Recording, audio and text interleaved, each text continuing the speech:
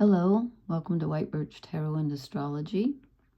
I'm doing this reading on January 20th, and it's kind of for the 20th, but it's also for the next few days, I think. Venus is conjuncting Pluto at 3 degrees of Aquarius. And then in the next few days, the Sun and Mercury will follow. They move into Aquarius on, I think, Friday and Saturday, the 23rd and 24th. At 0, so it'll be a few more days after that before they come together with Pluto. And then Mars moves into Aquarius on the 23rd, I think, of January, and then conjuncts Pluto on the 27th. So all the personal planets are going to be together with the Lord of the Underworld, who rules our subconscious. And Venus is, of course, relationships, what we value, our relationship with ourselves and others. And Aquarius is interesting energy. It's very progressive. It's very connected to the collective consciousness. It's very original and very eccentric. So there might be some, when Venus and Pluto come together in that sign, and again, it depends on what house you have 3 degrees of Aquarius in your chart. And if you don't know, you can go to astro.com. And if you can't figure it out, email me. I'll try to remember to put my email in the email address in the comments, and I can maybe help you. But yeah, there's change afoot. You know, things change. Things come to mind that you hadn't noticed before. And there's a lot to deal with when all the personal planets conjunct Pluto, because Pluto is death, transformation, and rebirth. Things change. And when this all occurs in Aquarius, it's about, you know, eccentricities coming out and like things that you maybe aren't prepared for. Maybe it's not the same old way. You know, you might have to learn new skills and look at things a different way. Definitely we're going to feel different after all these personal planets go through and come out the other, you know, meet Pluto and then pass on, because I don't mean die, not pass away. It's a big deal anyway. So I just pulled some fairy cards. I'm not copying Gemma.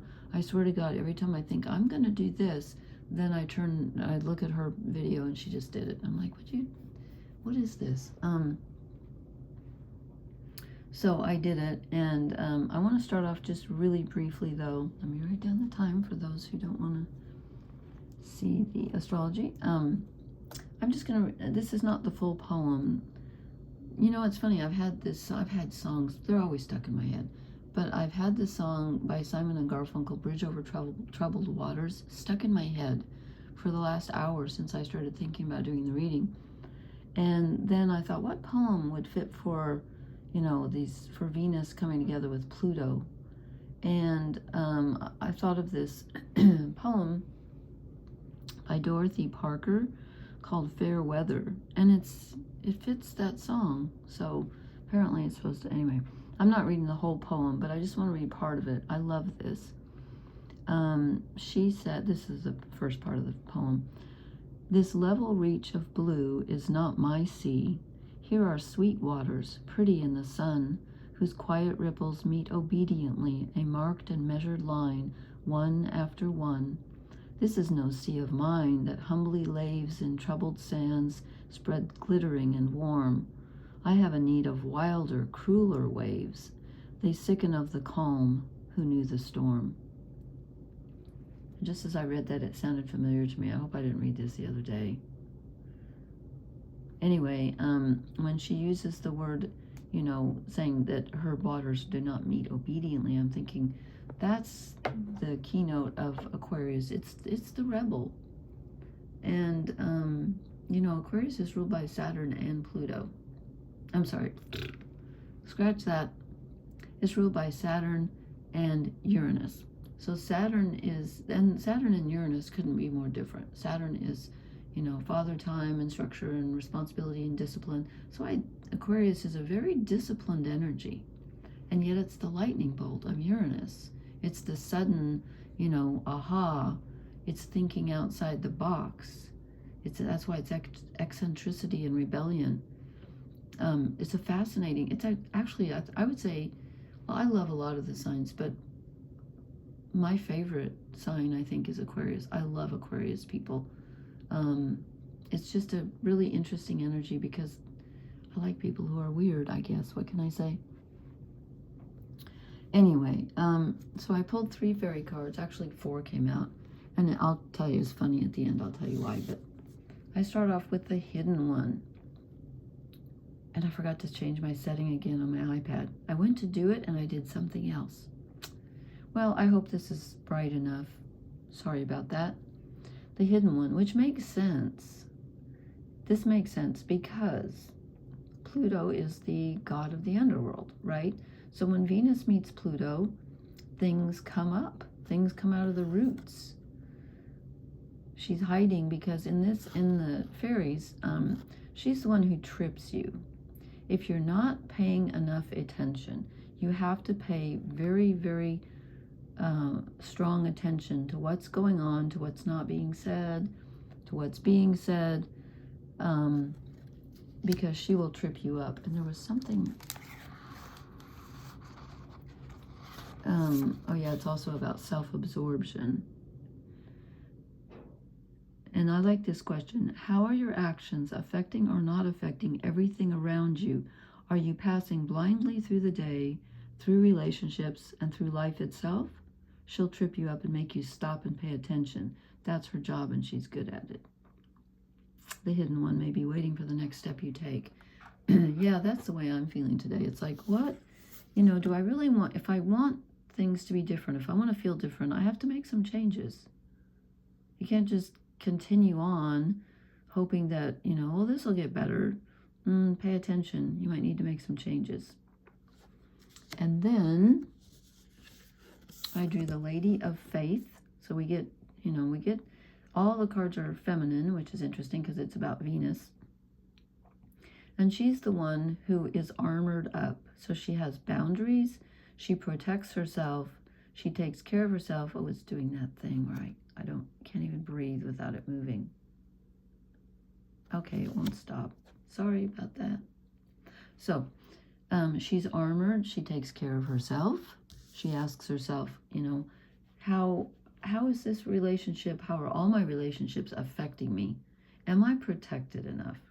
But notice that she leaves her heart chakra open. She's got an amulet to protect her, but she's bearing her chest, so to speak, to let, because if you armor your entire heart, then no one's going to get in or out. Nothing, no energy is going to go in or out. So it's about being open and protected at the same time, which is kind of a nice way of thinking about the Saturn-Uranus energy. Saturn is very guarded. Saturn is putting up walls, not totally, but it's being very guarded. It's structure. Uranus is, let's do something different. Here comes the lightning bolt out of the blue.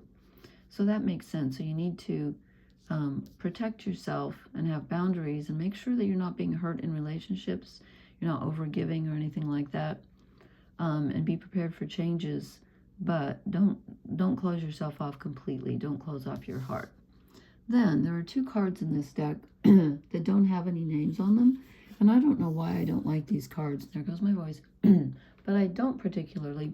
So I'm shuffling, and I wanted 1 more card, and 2 came out together. And I thought, no, I don't want 2. But they were stuck. They just wouldn't. I had to take 2. So I took them. It's the 2 cards that have no name, which is really funny, I think. I mean, it's a whole deck of cards, and they both came out together. So, I like this one better. I don't know why. They're both good cards. Okay, this is the woman who says, I don't give a rat's you-know-what. She's like, if you don't like the way I look, don't look at me. Or as one of my cousins used to, bumper sticker she used to have on her car, if you don't like the way I drive, stay off the sidewalk. Yeah. So her wings are tattered, and she's naked apparently, and she doesn't care, and her legs are spread, and she's like, yeah, I'm just being me. And that's what Aquarius energy is about. And when Venus meets Pluto, you might have to dig deep. You might discover some things about relationships. And I've probably mentioned this before, but my favorite astrologer / psychologist, Liz Green, she calls marriage the burning ground. And I would say any relationship in which you're really, really close to someone, you don't have to be married, but it's the burning ground, because that's where your eccentricities, that's where your vulnerabilities, that's where your strengths and weaknesses, that's where they all come out. If you're sitting around by yourself, yeah, life can be challenging, but it's when you interact with people, that's when the rubber meets the road. So she's being herself. She's like, just let it all hang out. Be your true self. If they don't like it, forget it. Somebody will come along who will like it, right? Don't apologize. And then we get this other card with no title. And to me, again, it's a similar energy. She's just having a good time. And I don't think she cares what she looks like either. Her eyes are closed. And she's playing. And it's just a card of frolicking. We got the panpipe or whatever. And, this woman up here and fairies with nuts all over the place. And they're all having a good time. They're just playing. So be playful. Pluto can be very heavy energy. Things can feel really challenging right now. Try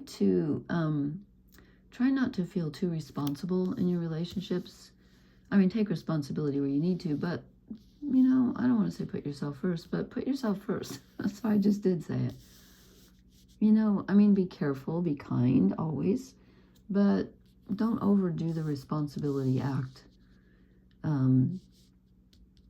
Protect yourself and have a good time and be yourself, okay? All right, thank you so much for listening. Please hit the like, share, and subscribe buttons and leave me a comment. I'll try to remember to leave my email address in the comment, so if anybody needs help, finding what you have to, if you want to know what house your planets are in or signs are in, you have to know your birth time. There's that. So anyway, I will talk to you everyone later. Blessings. Thank you so much for listening. Good night.